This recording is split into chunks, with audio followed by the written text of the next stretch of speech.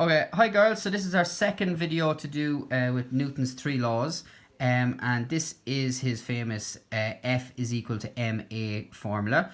Okay, so basically what that says is that force is equal to mass times acceleration. The easiest way to think about this is that if you have a football in your hand, that is the object that has mass, and you kick it really hard at the window, or throw it really hard at the window, and then it's moving very fast. That means it has a big acceleration, and it's going to hit the window with a lot of force and probably break it.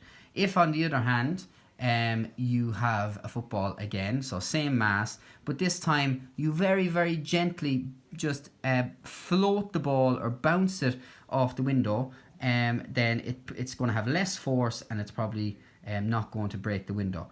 Okay, and where this is really important in terms of rockets is that obviously if you've got a bigger rocket, then the mass increases.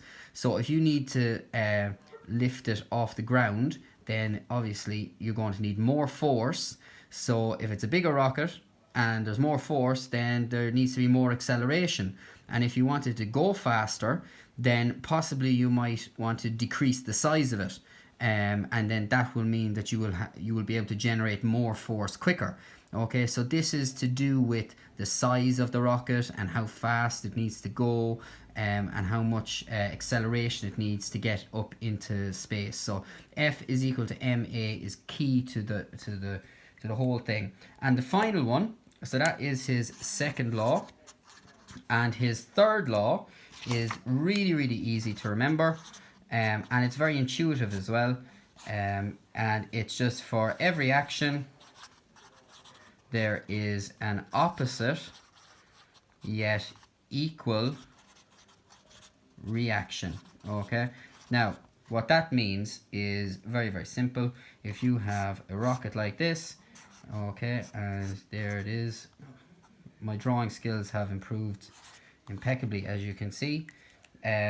Here's the rocket on the ground, and it's got fuel inside it like this. As it lights up and takes off, the fuel is going to be injected that way, which means that the rocket is going to go that way. Okay, and the quicker that you can and the more force that you can push down, it means that it's going to go this way quicker, so it's going to go up quicker. Okay, so that's his third law, and the equation for that one is F, which is force, A, so whatever force it is there, so that's just a variable, just like you do in computer science. So force A is equal to force B. Now there's an interesting thing here, because it's in the opposite direction, it needs to be a minus.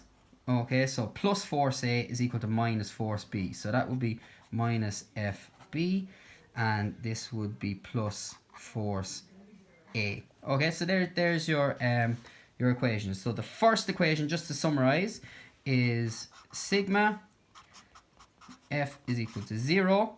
The second equation is F is equal to ma, and then Fa is equal to minus Fb.